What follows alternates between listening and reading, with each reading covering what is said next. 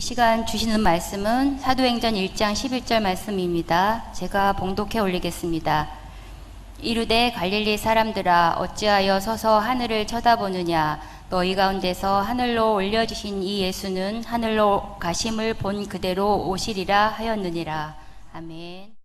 오늘 우리 경인노회 장로님들과 또 여전도 회원들 예배에 참석하셔서 감사를 드리고 저희 교회는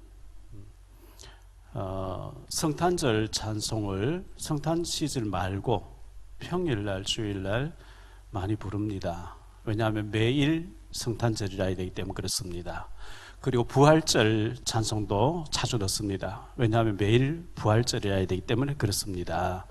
성탄 시즌에만 성탄 찬송을 부르고 부활 시즌에만 부활절 찬송 부르면 안 되고 매일 성탄절, 매일 부활절 되기를 예수님 이름으로 축복합니다.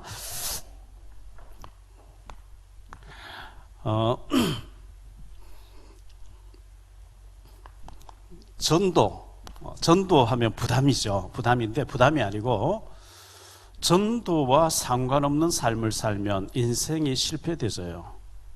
하나님이 단 한 번에 우리에게 인생의 기회를 줬는데 전도하지 않고 일생 동안 보내게 되면 하나님 앞에 설 때 굉장히 후회하게 되는데요.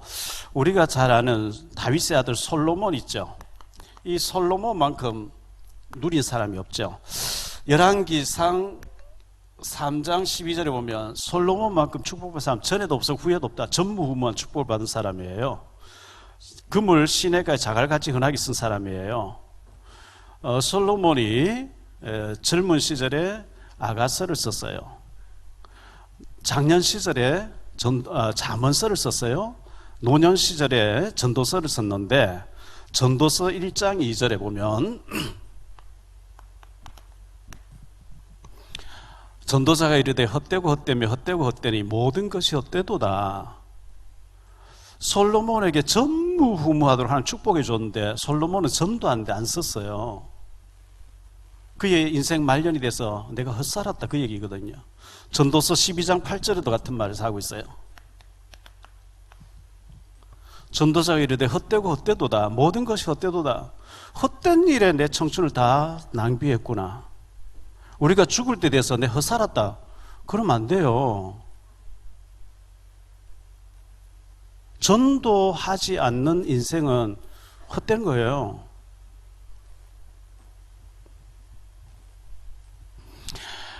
소중한 우리 인생 단 한 번의 기회를 하나님이 우리에게 허락해 주셨는데 이 전도하는 일에 써야 되는데 전도서 2장에 보니까요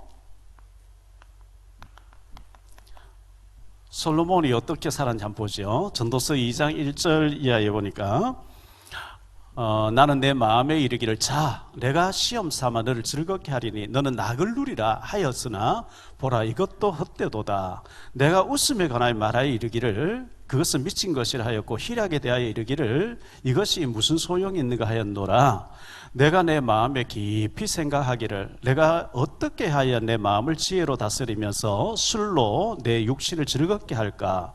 또 내가 어떻게 하여야 천하의 인생들이 그들의 인생을 살아가는 동안 어떤 것이 선한 일인지를 알아볼 때까지 내 어리석음을 꼭 붙잡아 둘까 하여 나의 사업을 크게 하였노라. 내가 나를 위하여 집들을 짓고 포도원을 일구며 여러 동산과 과원을 만들고 그 가운데에 각종 과목을 심고 나를 위하여 수목을 기르는 살림에 물을 주기 위하여 못들을 팠으며 남녀 노비들을 사기도 하였고 나를 위하여 집에서 종들을 낳기도 하였으며 나보다 먼저 예루살렘에 있던 모든 자들보다 내가 소와 양떼의 소유를 더 많이 가졌으며 은근과 왕들이 소유한 보배와 여러 지방의 보배를 나를 위하여 샀고 또 노래하는 남녀들과 인생들이 기뻐하는 처첩들을 많이 두었노라.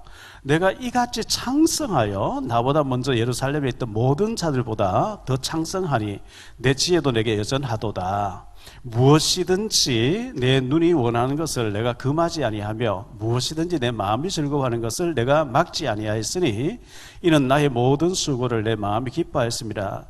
이것이 모든 수고로 말미암아 얻은 몫이로다. 그 후에 내가 생각해 본즉 내 손으로 한 모든 일과 내가 수고한 모든 것이 다 헛되어 바람을 잡는 것이며 해 아래서 무익한 것이로다. 내가 돌이켜 지혜와 망령됨과 어리석음을 보았나니 왕 뒤에 오는 자는 무슨 일을 행할까? 이미 행한 지 오래전의 일일 뿐이더라. 뭐 쭉 얘기하는데요. 솔로몬은 음악하는 사람도 많이 돕고요. 술도 막 얼마나 좋은 술들 다 수입해가지고 즐겨 마셔보기도 했다 했는데 헛되더라는 거예요.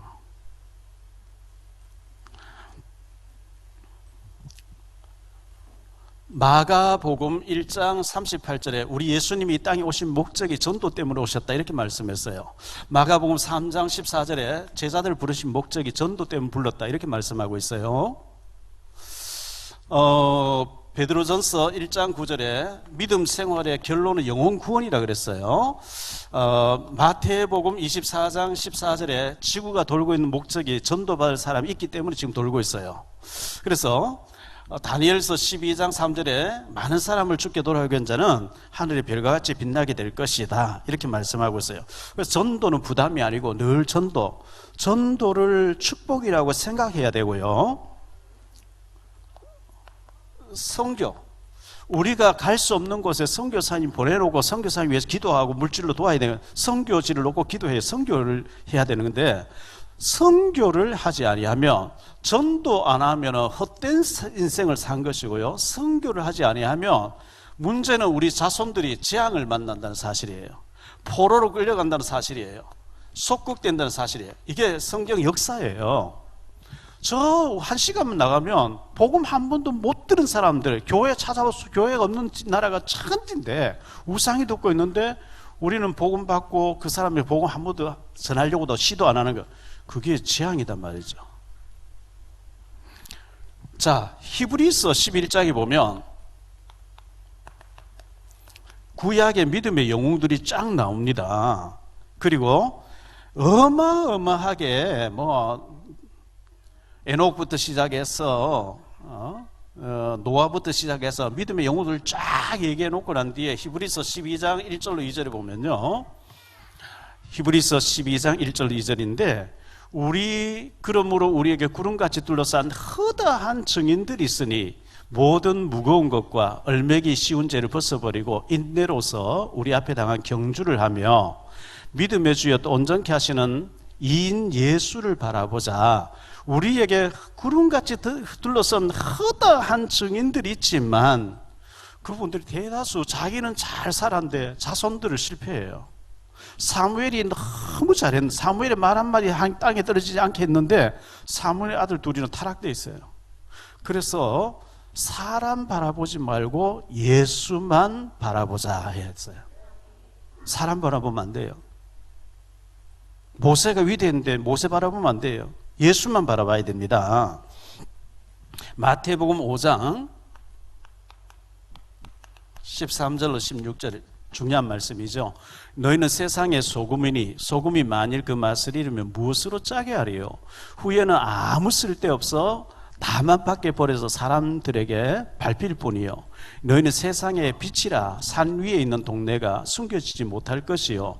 사람이 등불을 켜서 말 아래 두지 아니하고 등경 위에 두나니 이러므로 집안 모든 사람에게 빛이 있느니라. 이같이 너희 빛이 사람 앞에 비치게 하여 그들로 너희 착한 행실을 보고 하늘에 계신 너희 아버지께 영광을 돌리게 하라. 저 예수 믿는 사람 다르네. 정말 저 예수 믿는 사람 보니까 나도 예수 믿어야 되겠네. 너희 착한 행실을 보고 하나님께 영광을 돌려라 했습니다. 그런데 영광 가리는 일을 계속하다 다니면 두들 맞죠. 너희 착한 행실을 보고 하나님께 영광을 돌리라. 고린도후서 2장 15절에 보니까요.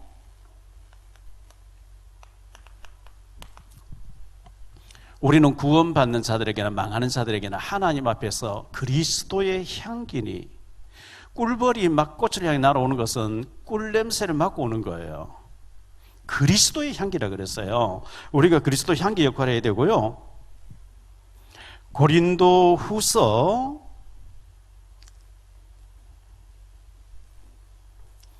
3장 2절 4절에 보면 그리스도의 편지라 얘기했어요. 불신자는 성경을 모릅니다. 우리를 보면서 예수 믿는 사람 저렇구나, 하나님을 설명하는 자들이거든요.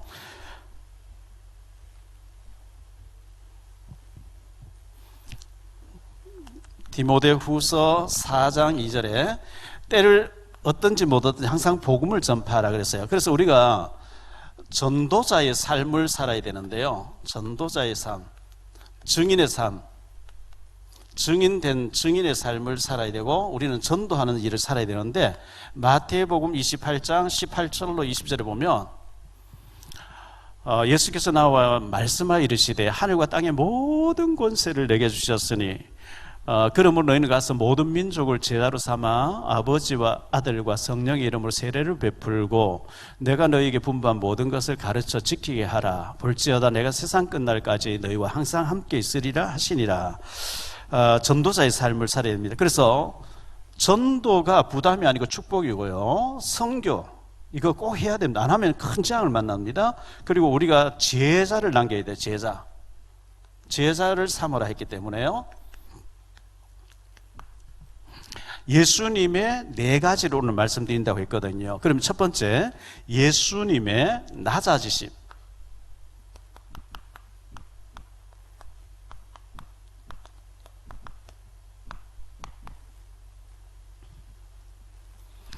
우리 예수님의 탄생이 있죠.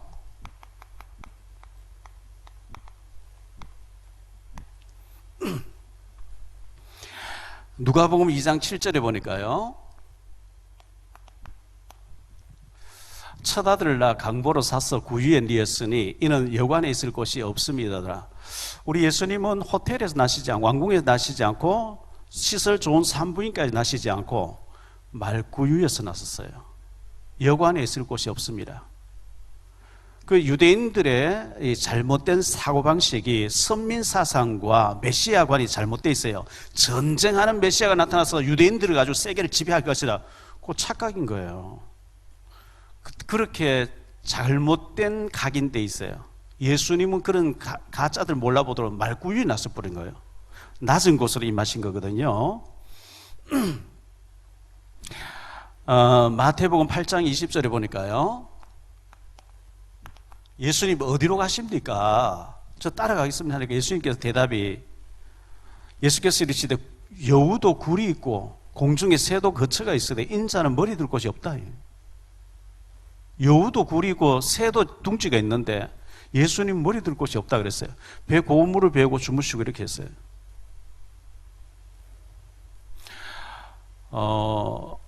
하덕규라는 사람이 있어요. 이 사람이 시인과 촌장이라는 가수 활동을 했어요.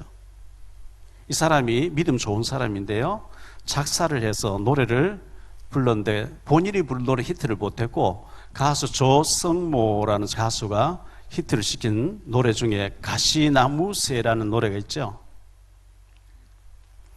내 속엔 내가 너무도 많아 당신의 쉴 곳 없네.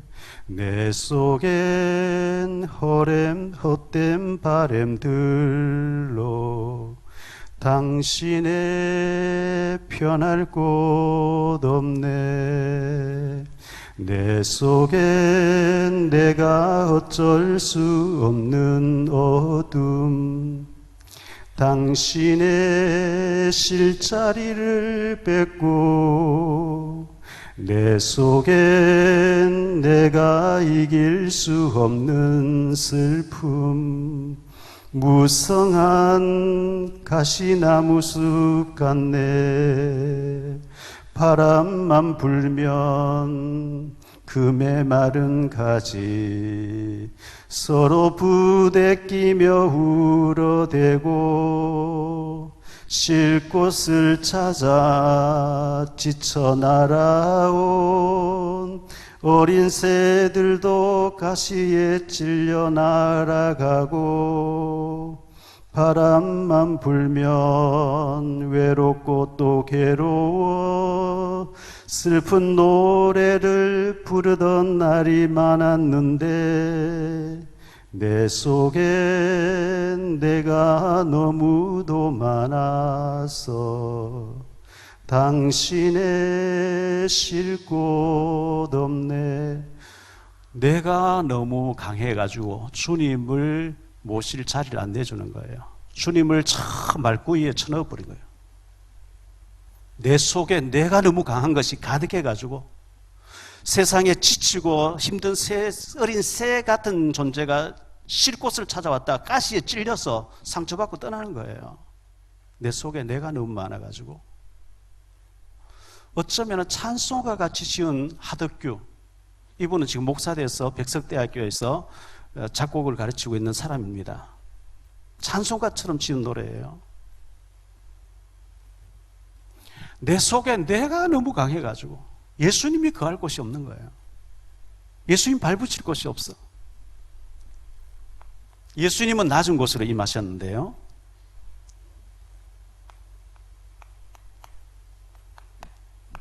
예수님이 낮은 자리로 오셨어요. 마태복음 23장 6절 7절인데요 잔치의 윗자리와 회당의 높은 자리와 시장에서 문안 받는 것과 사람에게 랍비라 칭함을 받는 것을 좋아하느니라. 바리새인들 보고 하신 얘기죠.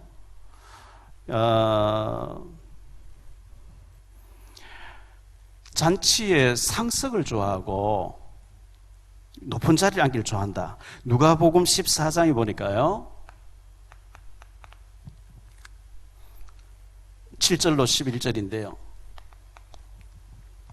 청함을 받은 사람들이 높은 자리 택함을 보시고 그들에게 비유로 말씀하여 이르시되 네가 누구에게나 혼인잔치에 청함을 받았을 때 높은 자리에 앉지 말라. 그렇지 않으면 너보다 더 높은 사람이 청함을 받은 경우에 너와 그를 청한 자가 와서 너더러 이 사람에게 자리를 내주라 하리니 그때에 네가 부끄러워 끝자리로 가게 되리라.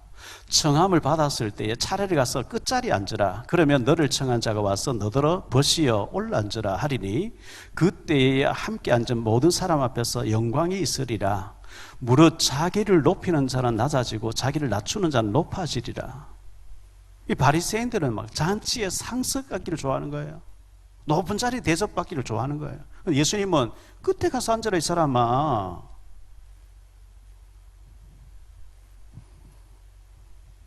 우리 예수님께서 빌립보서 2장 6절로 8절에 보니까요 그는 근본 하나님의 본체라 그랬어요. 예수님은 하나님의 대리자도 아니고 그림자도 아니고 하나님 당신 자체라는 거예요.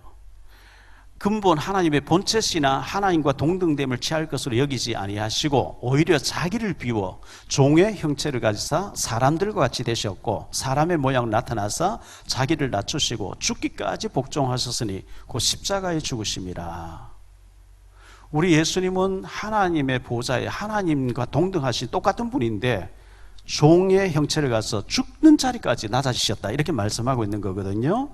마태복음 5장 36절입니다.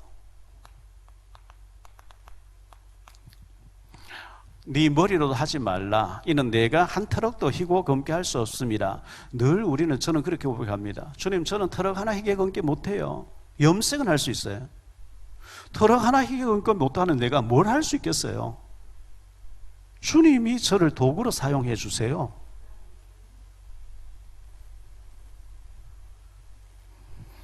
잠언 15장 33절입니다. 여호와를 경외하는 것은 지혜의 훈계라. 겸손은 종기의 앞잡이니라. 이렇게 말씀하고 겸손할 것을 말씀하고요. 잠언 18장 12절입니다. 사람의 마음의 교만은 멸망의 선봉이요 겸손은 종기의 길잡이니라. 잠언 22장 4절입니다.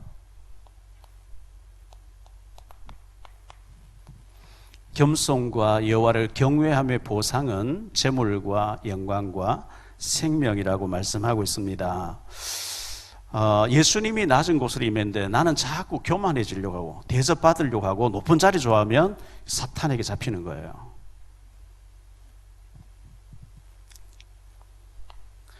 우리 예수님의 방법인데요. 우리 예수님이 방법이 나사렛 마을에서 나섰잖아요. 나사렛 마을. 또 갈릴리 사람들 데리고 일을 하셨거든요. 요한복음 1장 46절에 나다나엘이 이르되 나사렛에서 무슨 선한 것이 날 수 있느냐. 빌립이 이르되 와서 보라. 나사렛 마을은 유대 이스라엘 나라의 대표적인 빈민들이 사는 곳이에요. 그 나사렛에서 무슨 선한 것이 나올 수 있겠냐. 그 가짜들이 몰라보도록 예수님 그런 곳에서 성장하시고 그런 곳 사신 거예요. 30년 동안. 마가복음 6장 3절입니다. 이 사람이 마리아의 아들 목수가 아니냐. 예수님께서 공생을 시작하시고 나사렛 고향 마을에 오니까 사람들이 깜짝 놀라서 이 사람이 마리아 아들 목수가 아니냐, 야고보와 요셉과 유다와 시몬의 형제가 아니냐, 그 누이들이 우리와 함께 여기 있지 아니하냐 하고 예수를 배척했다. 예수님이 나사렛 빈민촌에서 30년 동안 사셨는데 공생에 시작하기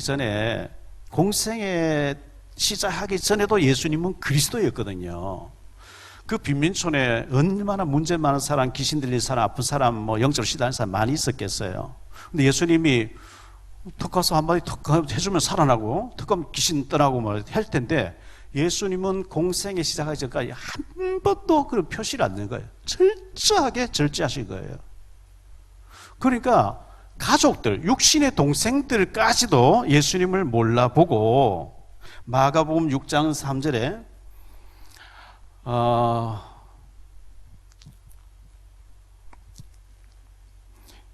이 사람이 목수의 아들이 아니냐 이렇게 말했고요. 오늘 사도행전 1장 11절에 갈릴리 사람들아 어째서 이상한 일을 쳐다보고 하늘을 쳐다보고 갈릴리 사람 데리고 3년 동안 사역을 하신 거거든요. 그래서 이 바리새인들이 봤을 때 예수님이 거짓 떼들 데리고 다니면서 제사장 들고 바리새인들 공격하니까 기분 나쁜 거예요. 아니 우리가 제일 잘난 사람들인데 이렇게 생각한 거죠. 그래서 예수님의 방법이 말구유에 나셨고 나사렛 마을에서 자라셨고 갈릴리 사람 데리고 사역하시니까 들떠있고 폼 잡기 좋아하는 사람은 전혀 몰라보도록 하셨다는 것을 먼저 기억하고 우리는 예수님처럼 예수님이 낮은 곳으로 임하셨기 때문에 낮아지려고 하는 자세가 필요하고요. 두 번째로 십자가에서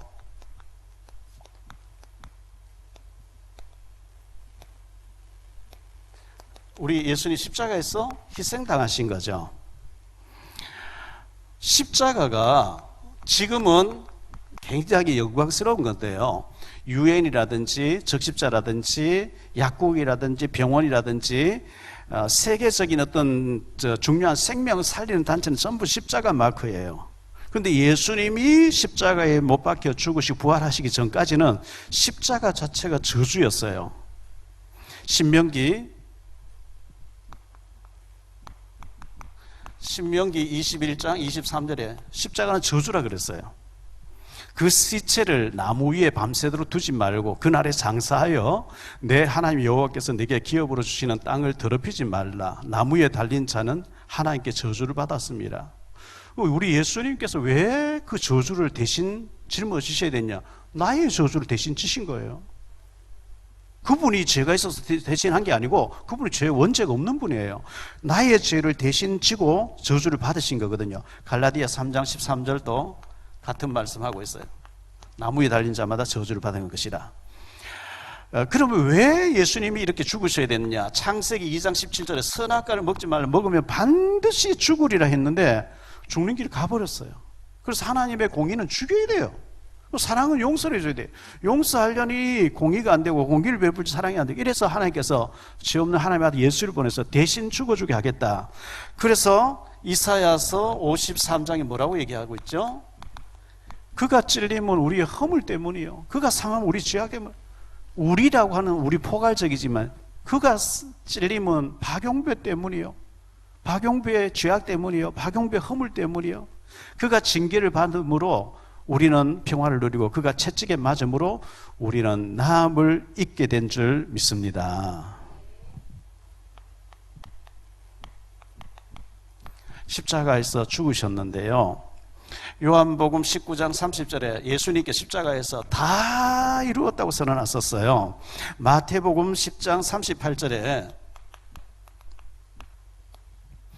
또 자기 십자가를 지고 나를 따르지 않는 자도 내게 합당하지 아니하리라. 나를 따르려거든 자기를 부인하고 자기 십자가를 지고 따르라 그랬어요. 우리 예수님께서요. 누가복음 9장 23절에 또 무리에게 이르시되 아무든지 나를 따라오려거든 자기를 부인하고 날마다 제 십자가를 지고 나를 따를 것이니라. 자기를 부인하고 자기 십자가를 지고 따르라. 요한복음 12장 24절에 만일 한 알의 밀알이 땅에 떨어져 죽지 아니하면 한 알 그대로 있고 죽으면 많은 열매를 맺으리라. 고린도전서 15장 31절에요. 형제들아 내가 그리스도 예수 우리 주 안에서 가진 바 너희에 대한 나의 자랑을 두고 단언하노니 나는 날마다 죽노라. 사도 바울같이 위대한 인물도 나는 날마다 죽는다 그랬어요. 뭐 그렇다면 저 같은 존재는 뭐 분초마다 죽어야 되는 거죠. 그런데 잘 안 죽어지죠. 문제는 이제 안 죽어져요. 갈라디아 2장 20절 내가 그리스도와 함께 십자가에 못 박혔나니 그런즉 이제는 내가 사는 것이 아니요 오직 내 안에 그리스도께서 사시는 것이라. 이제 내가 육체 가운데 사는 것은 나를 사랑하사 나를 위하여 자기 자신을 버리신 하나님의 아들을 믿는 믿음 안에서 사는 것이라. 예수 믿는 것은 옛사람이 죽는 겁니다.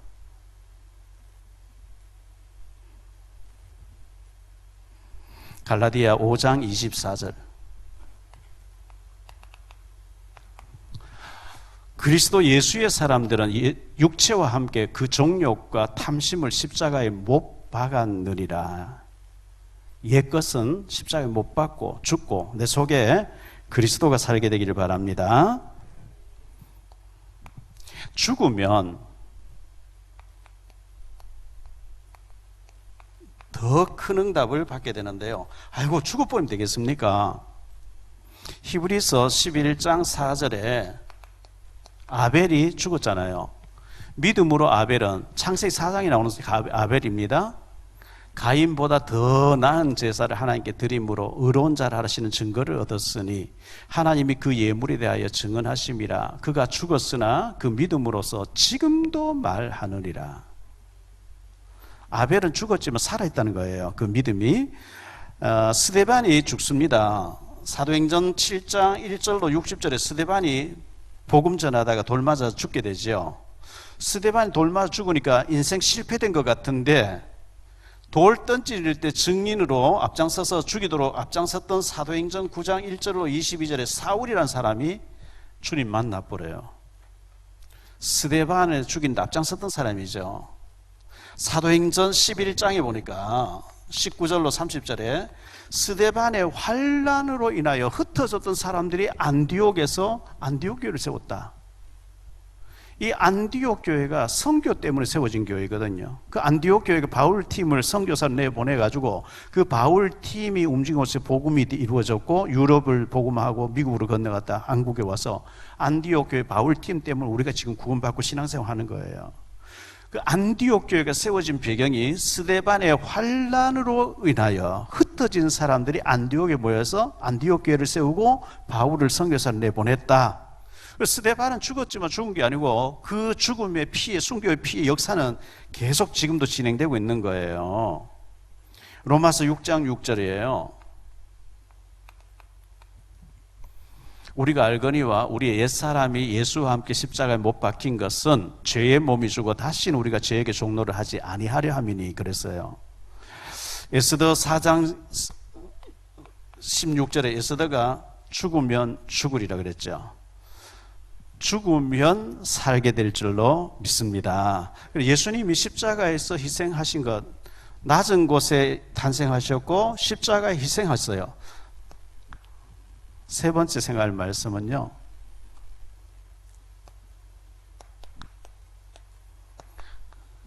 죽음으로 끝난 게 아니고 부활했어요. 능력의 부활이죠.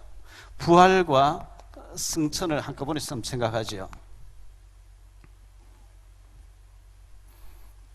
우리 예수님은 공생에 30년을 사셨는데 30년, 이게 공생의 3년을 준비하는 30년의 준비 과정이 있었어요. 마가복음 6장 3절로 6절에 보니까 이 사람이 마리아 아들 목수가 아니냐, 야고보와 요셉과 유다와 시몬의 형제가 아니냐, 그 누이들이 우리와 함께 여기 있지 아니하냐 하고 예수를 배척한지라. 예수께서 그들에게 이르시되 선지자가 자기 고향과 자기 친척과 자기 집 외에서는 존경을 받지 못함이 없느리라 하시며, 거기서는 아무 권능도 행하실 수 없어 다만 소수의 병자에게 안수하고 고치실 뿐이었고 그들이 믿지 않음을 이상히 여기셨더라. 이에 모든 촌에 두루 다니시며 가르치시더라. 고향 사람들이 너무 잘한다는 것 때문에 예수를 배척했어요. 마가복음 3장 21절요.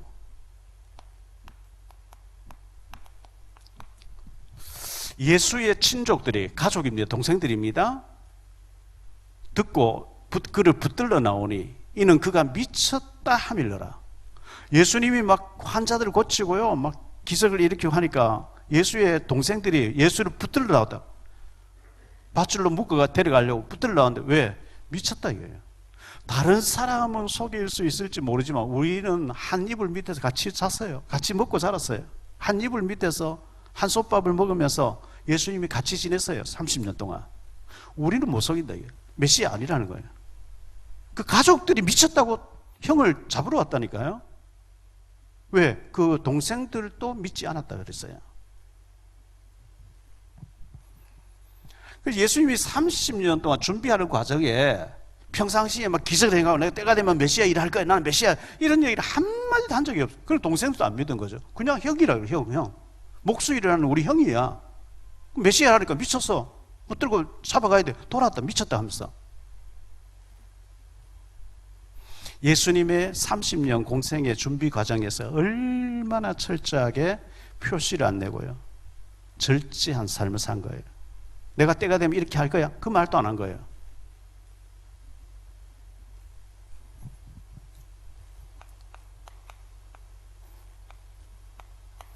공생의 3년을 이제 사셨잖아요. 공생의 3년 동안에 온갖 이적, 병자가 살아나고 중풍병이 나왔고 나병자가 나왔고 죽어도 살아나고 온갖 기적이 다 일어났는데 그것은 그리스도의 일을 하신 거예요. 그리스도의 일을 하신 거예요. 예수님께서 마태복음 16장에 보니까 사람들이 나를 누구라 하면 너희는 나를 누구라 하냐, 주는 그리스도시요 살아계신 하나님의 아들이십니다. 딱 그리스도라고 고백되니까 내가 죽었다가 3일 만에 부활할 거야, 그 말씀을 하시니까 16장 21절에 베드로가 아이고 그러면 안 돼요. 이때로부터 예수 그리스도께서 자기가 예루살렘에 올라가 장로들과 대제사장들과 서기관들에게 많은 고난을 받고 죽임을 당하고 제3일에 살아나야 할 것을 제자들이 비로소 알리시니 시몬 베드로가 간청하죠. 절대로 그런 일이 있으면 안 됩니다. 예수님께서 사탄아 물러가라. 네가 하나님의 일을 생각하지 않고 사람의 일을 생각한다. 예수님 3일 만에 부활한다고 말씀하셨고요. 마태복음 17장에 보면 또 얘기를 하세요. 변화산의 기적을 보여주시고 난 뒤에 23절에 내가 죽임을 당하고 제3일에 살아나리라 하시니 제자들이 매우 근심하더라 그러죠. 마태복음 20장 19절 이방인들에게 넘겨주어 그를 조롱하며 채찍질하며 십자가에 못 박게 할 것이나 제3일에 살아날, 예수님께서 계속해서 3일 만에 살아날 것이다. 마태복음 27장 63절에서도 제가 살아있을 때 3일 만에 살아난다 했습니다. 말씀하신 대로 마태복음 28장에 보니까 3일 만에 부활하시는 장면이 28장 6절에 나오죠. 말씀하신 대로 3일 만에 부활하셨어요. 고린도 전서 15장 3절로 5절에 보니까요,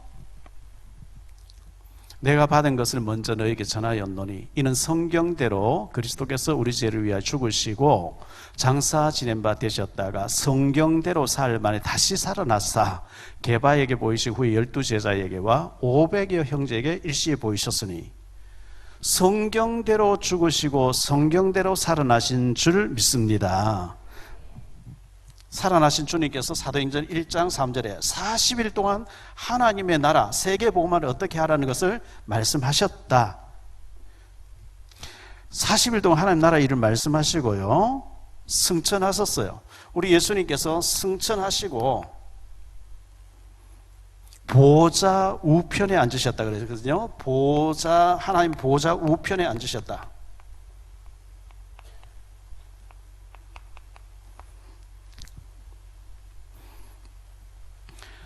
마가복음 16장에 보니까 19절로 20절에 주 예수께서 말씀을 마치신 후에 하늘로 올려지사 하나님 우편에 앉으시니라. 제자들이 나가 두루 전파할세 주께서 함께 역사하사 그 따르는 표적으로 말씀을 확실히 증언하시니라. 보호자에 앉으신 주님이 3년 동안 예수님 따라하면서 은혜 받은 제자들이 나가서 막 예수님이 그리스도 맞다고 막 얘기하는 곳에 따르는 표적으로서 자기 말을 입증하셨다 그랬어요. 베드로가 응가 그러면 내게 없지만 내게는 이것을 네게 준 나사렛 예수 이름 일어나 걸으라. 앉으면 벌떡 일어나는데 보좌에 앉으신 주님이 성령으로 역사하는 장면이 사도행전의 역사거든요. 그 예수님이 사도행전 9장에 보니까 이 사울이라고 하는 이 바울에게 나타나셔서 사울아 사울아 네가 왜 나를 박해하느냐? 주여 네 시옵니까? 난 네가 박해하는 나사렛 예수야. 그럼 제가 어떻게 할까요? 기다려봐, 내가 사람을 보내서 네가 어떻게 해야 될지 알려주겠다. 아나니아야, 저 사울에게 가서 눈을 뜨게 하고 이방인을 위해서 택한 나의 그릇을 일하게 해라. 이 사울에게 나타나신 주님이 사도행전 10장에 보면 고넬료에게 또 나타나서 말씀하신 거예요. 사도행전 27장 배를 타고 로마로 재판받으러 가는 바울에게 나타나서 바울아 두려워 말라, 네가 가이사 앞에 서야 하리라. 주님이 이렇게 말씀하신 거예요. 우리 예수님께서는 마태복음 24장 14절에 복음 받을 자가 아직도 있기 때문에 지금도 세계복음하고 계시는 줄 믿습니다.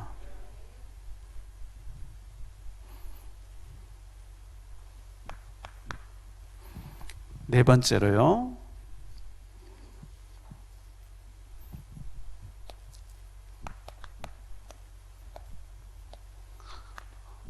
그리스도께서 재림에 오실 텐데요, 1992년 10월 28일 날 다가오는 미래선교회 다미선교회 이장님이라고 하는 잘못된 목사가 그날 예수님 재림에 온다고 해서 한때 시끄러웠어요. 92년 10월 28일 예수님 재림에 올 건데 학교 왜 다니냐? 사업 왜 하냐? 돈 빌려서 헌금 다 해버려라. 아니 주님 오시면 헌금할 필요도 없는데, 그런 식으로 막 사기를 쳤어요. 여자들, 그 현혹된 여자들이 흰 옷 입고 막 기다렸는데 안 오는 거 있죠. 그래서 재림 얘기가 나오면 막 이상한 사입인 줄 알아요. 사실은 매일 재림을 얘기해야 돼요. 우리가 재림주 앞에 서야 되잖아요. 재림주로 오실 주님께서는요,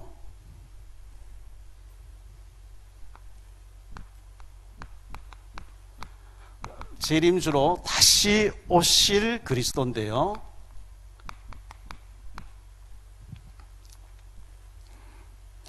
데살로니가 후서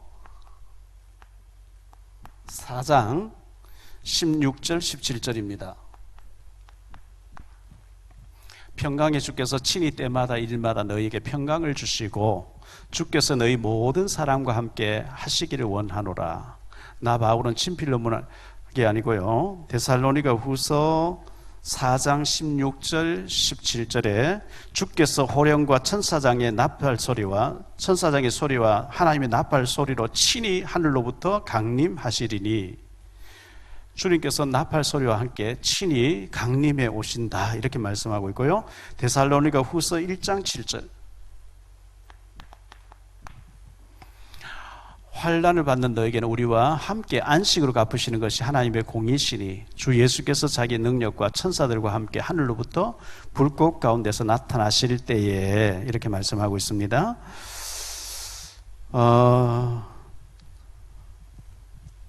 우리 예수님께서 재림주로 오실 때는 초라하게 오신 것도 아니고 인자하게 오시는 것도 아니고요, 권능과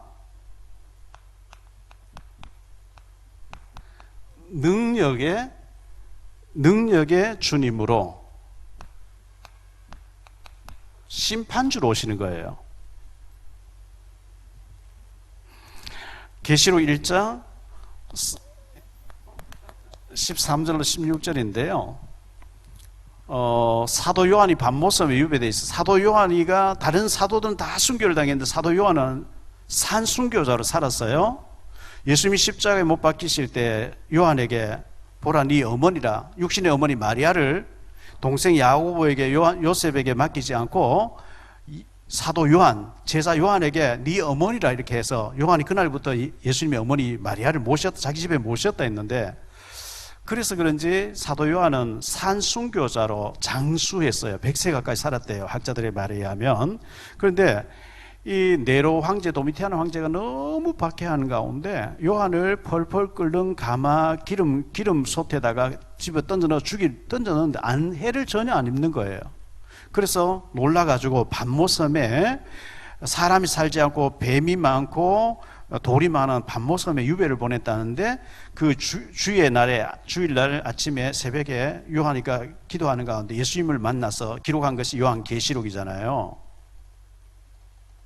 그 계시록 1장 13절로 16절에 보니까요, 그날 환난 후에 즉시 해가 어두워지며 달이, 이것은 마태복음 24장이고요 계시록 1장 13절로 16절에 촛대 사이에 인자 같은 이가 발에 끌리는 옷을 입고 가슴에 금띠를 띠고 그의 머리와 털의 희기가 흰 양털 같고 눈 같으며 그의 눈은 불꽃 같고 그의 발은 불무불에 단련한 빛난 주석 같고 그의 음성은 많은 물소리와 같으며 그의 오른손에 7별이 있고 그의 입에서 좌우의 날성 검이 나오고 그 얼굴에 해가 힘있게 비치는 것 같더라.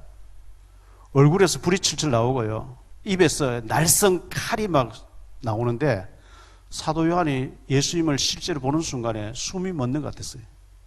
엎드려져 가지고요, 숨을 못 쉬어요.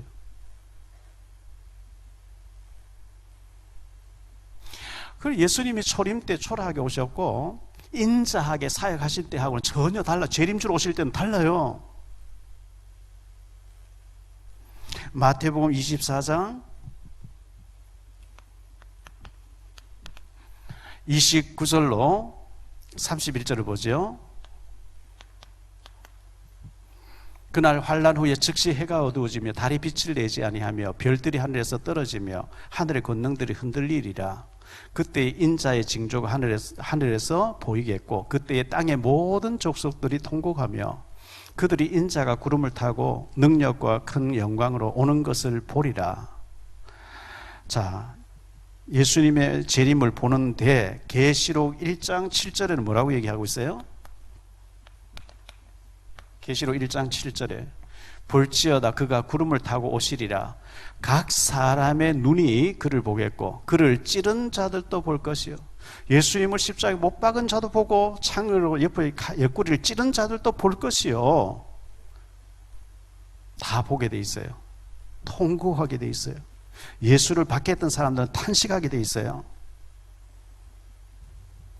우리는 매일매일 재림주 앞에 설 준비를 하고 살아야 돼요. 다시 말하면 죽음 준비를 하고 있어야 돼요. 우리는 죽는 날을 알지 못해요. 그러나 반드시 죽는 날이 와요. 전도서 3장 2절에 날 때가 있고 죽을 때가 있으며 태어난 날이 있으면 죽는 날이 있는 거예요. 당연한 거죠. 열왕기상 2장 2절에 열왕기상 2장 2절 다윗이 하는 얘기죠. 내가 이제 세상 모든 사람이 가는 길로 가게 되었노니 다윗도 가고 아브라함도 가고 모세도 가고요, 바울도 가고 저도 가고 때가 되면 다 갑니다. 우리가 가야 돼요. 이 땅은 잠시 나그네예요. 시편 104편 29절 주께서 낯을 숨기신 즉 그들이 떨고 주께서 그들의 호흡을 거두신 즉 그들은 죽어 먼지로 돌아가네. 주님이 오늘이라도 우리 호흡을 거두면 우리는 먼지예요. 저 화장터에 가서 태워서 먼지로, 하나의 먼지예요. 먼지. 근데 하나님이 아직도 우리를 통해서 일하실 일이 있기 때문에 호흡을 연장시켜 주신 줄 믿습니다. 욥기서 34장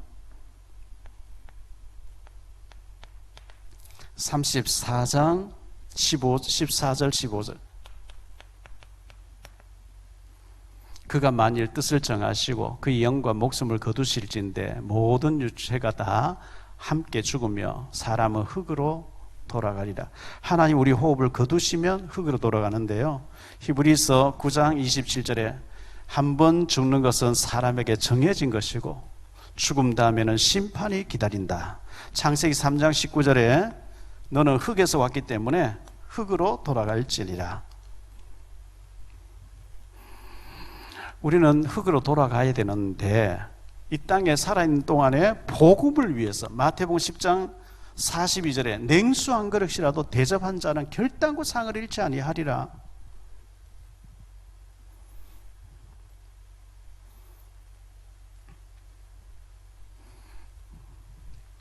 냉수 한 그릇 결단코 상을 잃지 않는다 그랬어요.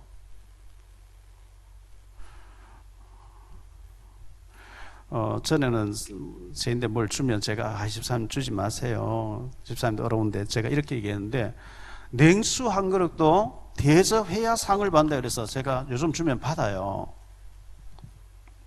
건강식품도 어떤 집사님 주셨고 제가 그걸 먹을 때마다 주님 이 대접한 사람을 축복해 주옵소서. 왜? 냉수 한 그릇 대접해야 상을 받잖아요. 히브리서 11장 26절에 보니까 모세는 상 주심을 바라봄이라. 하나님 앞 상급이 있기 때문에 애굽의 모든 부하도 자리도 다 포기하고 나왔다 그랬어요. 자, 결론적으로 말씀을 맺습니다.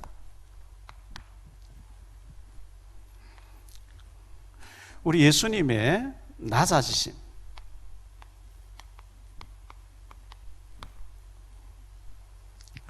자꾸 낮아지려고 해요. 저도 낮아지려고 했어야 되고요, 교육자 낮아지려고 했어야 돼요, 중직자 낮아지려고 했어야 돼요. 교만해지고 높아지면 죽는 거예요. 유다서 1장 6절에 또 자기 지위를 지키지 아니하고 자기 서소를 떠난 천사들을 큰 날의 심판까지 영원한 결박으로 흑암에 가두셨다. 천사는 천사로 심부름해야 되는데 하나님 자리에 올라간 거예요. 자기 지위를 지키지 않고 떠났다 그랬어요. 목사는 목사 자리, 교육자는 교육 자리 있을 때 아름답고요, 중직자는 중직 자리 있을 때 아름다운데 중직자가 목사하면 내 버릇을 한번 고쳐볼까? 자기 지위를 떠난 거예요. 죽는 거예요.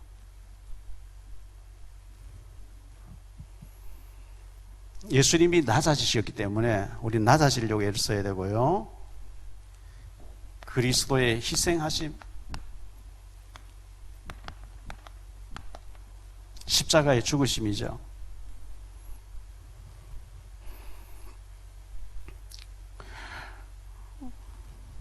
우리 예수님이 십자가의 죽으심은 사단 문제, 저주 문제, 지옥 문제, 이 인간의 가장 근본 문제를 해결하신 죽음이었어요. 그리고 예수님의 부활은 능력의 부활이었어요. 우리가 부활신앙으로 능력자가 되어야 될 줄로 믿습니다. 늘 가난하고 늘 비실비실대고 늘 힘없고 아니에요. 주님이 부활하신 주님이 하늘과 땅의 모든 건설을 가지고 나와 함께 하신데 왜 무능해야 됩니까? 왜 가난해야 됩니까?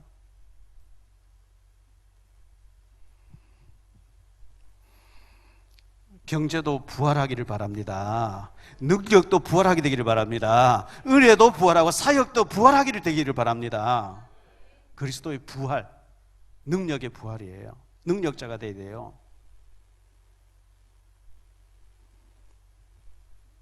그리고 우리는 늘 재림주 앞에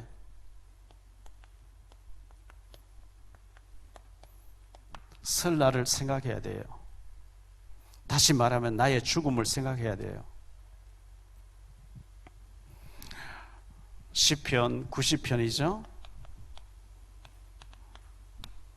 10절로 12절에 우리의 연수가 70이요 강건하면 80이라도 요즘 100세 시대를 하지만요 100세 사는 사람은 뭐 3%인가 그래밖에 안 돼요. 우리의 연수가 70이요 강건하면 80이라도 그 연수의 사랑은 수고가 슬픈 뿐이고 신속기간이 날아가는 것 같다가 빠르게 우리에게 우리의 남은 날을 계산하는 지혜를 주옵소서. 얼마 전에 인천 순복음교회 최성규 목사님 천국 가셨죠? 연세가 얼마인가 보니까 82세인가 그렇더라고요. 그분이 뭐 국가인권위원장도 하시고요, 뭐 효 얘기도 많이 하시고 대단한 분인데, 그런 분 참 오래 살 것 같은데 아니요, 다 갑니다. 매일매일을 나의 오늘 마지막 날인 것 같이 최선을 다하면서 보람있게 사시기를 바랍니다.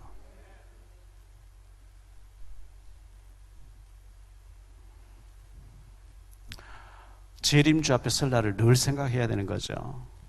하나님 왜 나를 살게 했을까? 예수님의 공생의 예수님 일대기를 탄생, 낮은 곳으로 십자가 희생, 능력의 부활, 그리고 우리에게 능력을 주었어요. 하나님 나라와 복음 위에 살다가 주님 앞에 설 때 착하고 신실한 종으로 축복받게 되기를 바랍니다. 마태복음 25장 달란트 비유 가운데요 21절 23절에 착하고 신실한 종아 네가 작은 일에 충성하였으니 내가 네게 많은 응답을 주리라. 26절에 보니까 악하고 게으른 종아 내가 네게 맡겨준 걸 왜 은행에 맡기지 않고 땅에 묻어뒀느냐. 내가 네게 달란트 좋은데 왜 그거 안 쓰고 있는 것까지 다 빼앗기고 바깥 어두운 내 쫓아라 그랬어요.